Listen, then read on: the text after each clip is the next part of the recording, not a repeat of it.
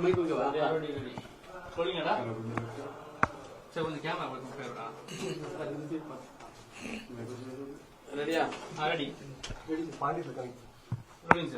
இன்னைக்கு அதிமுகவுடைய 3ஆம் கட்ட தேர்தல் அறிக்கை வெளியாயிருக்கு. அதுல கருணை தொகையா குடும்பத்துக்கு 10,000 கொடுப்போம்னு சொல்லியிருக்காங்க. அதே மாதிரி எம்ப்ளாய்மெண்ட்ல பதிஞ்ச பட்டதாரிக்கு 2,000 ரூபாய், +2 முடிச்சிருந்தா 1000 ரூபான்னு அனௌன்ஸ் பண்ணிருக்காங்க. உங்களுடைய அவர் ஏதாச்சும் நாங்க அனௌன்ஸ் பண்ணதை பார்த்து, நாங்க சொன்ன திட்டத்தை பார்த்து அவருக்கு பொறுக்காம இதெல்லாம் சொல்றாரு. இதுல உச்ச நீதிமன்ற அவமதிப்பு ஒண்ணு இருக்குங்கிறது தெரியாமலே பேசுறாரு. அவ்வளவுதான் அவருக்கு அறிவு. உச்ச நீதிமன்றம் பீகார் தேர்தலில் 10,000 கொடுத்தது தவறு என்று சொல்லி உத்தரவு பிறப்பித்திருக்கிறது. அது கூட தெரியாமல் 10,000 ரூபாய் நான் கொடுப்பேன் என்று பீகாரிலே வெற்றி பெற்ற மாதிரி இங்கேயும் வெற்றி பெறலாம் என்று நினைத்து கொண்டு பேசுகிறார். இவர் தான் சொன்னார், இந்த ஆட்சியிலே 1000 ரூபாய் கூட கொடுக்க முடியாதுன்னு இவர் முதலமைச்சராக இருக்கும் பொழுது சொன்னார். ஒரு முதலமைச்சர் எடப்பாடியின் வாக்குமூலத்தை ஏற்றுக்கொண்டால் இப்பொழுது எடப்பாடி செய்வதெல்லாம் உளறல் என்பதை நீங்கள் புரிந்து கொள்ள முடியும். 10,000 ரூபாய் கொடுக்க கூடாது, கொடுத்தது தவறு என்று உச்சநீதிமன்றம் சொன்ன பிறகு இவர் 10,000 ரூபாய் கொடுக்கிறேன் என்று சொல்கிறார் என்றால் தமிழ்நாட்டு மக்களை என்ன நினைத்துக் கொண்டார்? அவர்கள் சிந்தனை அற்றவர்கள் என்று நினைத்தாரா என்று தெரியவில்லை. தமிழ்நாட்டு மக்கள் இதற்கும் சேர்த்து அவருக்கு அடி கொடுப்பார்கள். தொடர்ந்து 1000 ரூபாய் 2,000 ரூபாய் உயர்த்துவாங்கிறாரு, 10,000 ரூபாய் அறிவிக்கிறாரு, மறுபடியும் வேலை இல்லாதவங்களுக்கு 2,000 ரூபாய் அறிவிக்கிறாரு. தொடர்ந்து ஒவ்வொரு அறிவிப்பா பணத்தை பேஸ் பண்ணி அறிவிச்சிட்டு இருக்காரு. இத தேர்தலுக்கு முன்னாடி இந்த பண்ற அறிவிப்புல அவர் கொடுக்கறது எப்படி? மக்களிடம் தன்னுடைய அறியாமையை வெளிப்படுத்துகிறாருன்னு தான் பாக்கிறேன். ஏன்னா இவர் ஏற்கனவே நாங்கள் 2021ஆம் ஆண்டு நாங்கள் தேர்தல் எதிர்க்கட்சியாக இருக்கும் பொழுது தேர்தல் அறிக்கை வெளியிட்ட பொழுது 1000 ரூபாய் கொடுப்பதாக சொன்னதற்கு இவர்கள் மக்களை ஏமாற்றுகிறார்கள், அது கொடுக்க முடியாது என்று பேசியவர் இவர். நாங்கள் 1000 ரூபாய் கொடுத்தோம். இப்பொழுது இவரே மக்களை ஏமாற்ற வந்திருக்கிறார் என்பது மக்களுக்கு நன்றாக புரியும். விலைவாசியை கட்டுப்படுத்த இந்த அரசு தவறிவிட்டது. விலைவாசியை எப்படி மாநில அரசு கட்டுப்படுத்தும்? ஒன்றிய அரசு செய்ய வேண்டிய வேலை எப்படி மாநில அரசுக்கு? இவருக்கு துணிச்சல் இருந்தால், இவர் உண்மையிலே தமிழ்நாட்டு மக்கள் மீது அக்கறை கொண்டவராக இருந்தால் ஒன்றிய அரசிடம் போராடி, அவர்கள் கூட்டணி வைத்து இவர் காலில் விழுந்து கிடக்கிறாரே, அந்த கூட்டத்திடம் போராடி மாநிலத்துக்கு வர வேண்டிய நிதியை முறையாக வழங்குங்கள் என்று கேட்கட்டும். அதற்கு துணிவு இருந்தால் அதை கேட்டால் மக்கள் ஒருவேளை இவர் மீது கொஞ்சம் கருணை கூட காட்டலாம். மாநில அரசை வஞ்சிக்கிற ஒன்றிய அரசுக்கு எதிராக இவர் பேசட்டும். இங்கே இருந்து வாங்குற விற்பனை வரியிலே பாதி அவர்கள் ஆளுகிற மாநிலங்களுக்கு மிகப்பெரிய அளவு நிதியும், எதிர்க்கட்சிகள் திமுக போன்ற எதிர்க்கட்சிகள் ஆளுகிற மாநிலங்களுக்கு மிக குறைவான நிதியும் கொடுக்கிற ஒன்றிய அரசை பார்த்து இவருக்கு சிறிதேனும் தமிழ்நாட்டு மக்கள் மீது அக்கறை இருந்தால் அவர்களை பார்த்து போராடட்டும், நிதியை பெற்று தரட்டும். தேர்தல் காலங்களில் முன்னாடி இலவசங்களை முன்னிறுத்தி இது மாதிரியான அறிவிப்புகள் வரும் அப்படின்னு காலம் போய் இப்போ 2,000, 3,000, 5,000, 10,000 ஒவ்வொரு கட்சிகளும் மாத்தி மாத்தி இந்த மாதிரி அறிவிப்புகளை யாருமே சொல்லல, எடப்பாடியை தவிர. நாங்க 1000 ரூபாய் கொடுக்கறோம்னா அது கொடுத்துக்கிட்டு இருக்கிறோம்.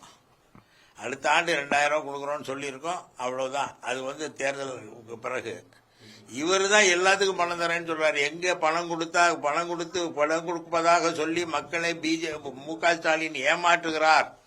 கொடுக்க முடியாது என்று சொன்ன ஒரு முதலமைச்சராக இருந்து சொன்ன எடப்பாடி இப்பொழுது நான் கொடுப்பேன் என்கிறார் என்றால் தமிழ்நாட்டு மக்களை என்ன நினைத்துக் கொண்டார் என்பதை தமிழ்நாட்டு மக்கள் முடிவு செய்வார்கள்.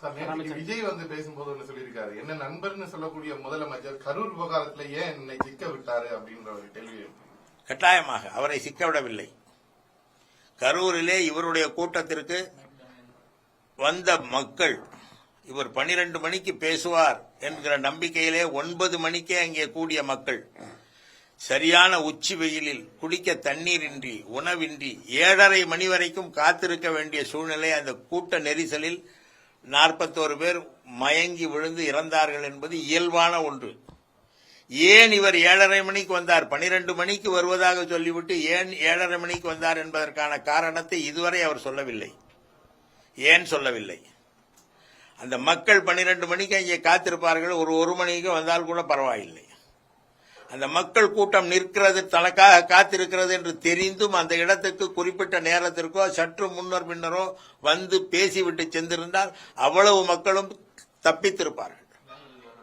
அதை அவர் செய்யவில்லை. அதற்கான காரணத்தை இதுவரை சொல்லவில்லை. சார் எனக்கு அரசியல் தெரியாது அப்படின்னு சொல்றது தமிழக மக்களுக்கு அரசியல் தெரியாது அப்படின்னு நீங்க குற்றம் சாட்டுறது, நான் வந்து புதுசா அரசியலுக்கு வந்திருக்கேன் அப்படின்னு சொல்றது வந்து நீங்க தமிழக மக்களை சொல்றது, நீங்க என்னென்ன குற்றச்சாட்டை வந்து விஜய் மேல வச்சீங்களோ அந்த குற்றச்சாட்டை முழுசா அது நீங்க தமிழக மக்களை சொல்றது அப்படின்னு விஜய் பேசியிருக்காரு சார். எங்களுடைய தலைவர் மு.க. ஸ்டாலின் 5 ஆண்டு காலம் சென்னை மாநகர மேயராக இருந்தார். சென்னையிலே 10 மேம்பாலங்களை கட்டி இன்றைக்கு அந்த மேம்பாலங்கள் மக்களின் பயன்பாட்டிலே இருக்கிறது. போக்குவரத்து நெரிசலுக்கு தடுக்க வகையிலே அதுக்கு உதவியாக இருக்கிறது. 5 ஆண்டு காலம் துணை முதலமைச்சராக இருந்தார். அப்பொழுதும் பல நல்ல திட்டங்களை வழங்கினார். இப்பொழுது 5 ஆண்டு காலம் முதலமைச்சராக இருந்து பல நல்ல திட்டங்களை வழங்கி வருகிறார். இதை தாண்டி மக்கள் பிரச்சனைகளிலே பல்வேறு போராட்டங்களிலே கலந்து கொண்டு சிறைவாசம் அனுபவித்தவர், பலமுறை சிறைக்கு சென்றவர் மக்களுக்காக. அவரை நான் இவரோடு எப்படி நான் ஒப்பிடுவது? அவர் தலைவர், தியாகம் செய்தவர், மக்களுக்காக உழைத்தவர், சிறை சென்றவர், மக்களுக்கான திட்டங்களை வழங்கியவர். இவர் என்ன செய்தார் என்பதை இவர் சொல்லட்டும். கொள்கை எதிரி என்ன சொல்றாருன்னா, கொள்கை எதிரின்னு சொல்லி ஒரு கட்சியை சொல்லிட்டாரு, அரசியல் எதிரின்னு ஒரு கட்சியை சொல்லிட்டாரு. ஆனா இப்ப 2-3 நாள் கூட்டங்கள்ல பேசும்போது பிஜேபி மேல ஒரு சாஃப்ட் கார்னரா பேசுற மாதிரி சொல்றாங்க. பயம் இன்னும் அவர் சினிமா வெளியே வரல. அவர் வழக்கு ஈடியில் ஒரு வழக்கு 1.5 கோடி ரூபாய் ஏதோ வழி கட்ட வேண்டும் என்ற ஒரு வழக்கு இருக்கிறது. இதுதான் பாஜக என்ன செய்யும் என்பது நமக்கு தெரியும். அதற்கு பாஜகவின் காலிலே விழுந்து கிடக்கிறார் என்றுதான் சொல்ல வேண்டும். திமுக என்டிஏவுக்கும் தமிழ்நாட்டுக்குமான தேர்தல் சொல்றாங்க. ஆனா விஜய் வந்து முதல்வர் ஸ்டாலினுக்கும் எனக்குமான தேர்தல். அதான் சொல்றேன், ஸ்டாலின் செஞ்சதெல்லாம் உங்கள்கிட்ட சொல்லிட்டேன். இவர் என்ன செஞ்சாருன்னு ஏதாச்சும் ஒன்று சொல்லட்டும். நான் முதலமைச்சர் ஆகணுங்கிற ஆசையை தாண்டி இவர் என்ன செய்தார் மக்களுக்கு என்பதை பட்டியலிடட்டும். மக்கள் அதை ஏற்றுக்கொண்டார்கள் என்றால் அவருக்கு வாக்களிக்கட்டும். இன்னும் ஒரே ஒரு கேள்வியை முன்வைக்கிறார் சார். நீங்க அரசியலுக்கு வரும்போது உங்களுடைய கட்சி தலைவர்கள் எல்லாருக்கும் பொதுவா ஒரு கொஸ்டின், வரும்போது உங்களுடைய சொத்து மதிப்பு என்னவா இருந்துச்சு, நீங்க பதவிக்கு வந்ததுக்கு அப்புறம் உங்களுடைய சொத்து மதிப்பு இப்ப என்ன அப்படின்றத நீங்க சொல்றதுக்கு தயாரா அப்படின்ற மாதிரி அது வந்து கேட்க வேண்டியது இன்கம் டாக்ஸ், வருமான வரித்துறையும். இப்ப தேர்தலில் நாங்க மனு தாக்கல் செய்வோம், வேட்புமனு, அதுல எங்களுடைய சொத்து விவரத்தெல்லாம் எழுதுவோம், அதையெல்லாம் கையெழுத்து போட்டு சொல்லுவோம். அதை பார்த்து தெரிந்து கொள்ளட்டும். இவர் ஒன்றும் வருமான வரித்துறை அதிகாரியும் இல்லை, தேர்தல் அதிகாரியும் இல்லை. அமைச்சர் கே.என். நேரு விவகாரத்துல திமுக அரசு நீதிமன்ற தீர்ப்பை மதிக்க தவறுது அப்படின்னு சொல்லி எதிர்க்கட்சி தலைவர் சொல்லிட்டு இருக்காரு. எல்லாம் சொல்லுவாங்க, இவர் மேல போட்ட கேஸ் என்ன பண்ணார், இவர் மேல உள்ள வழக்கு என்ன செய்தார்?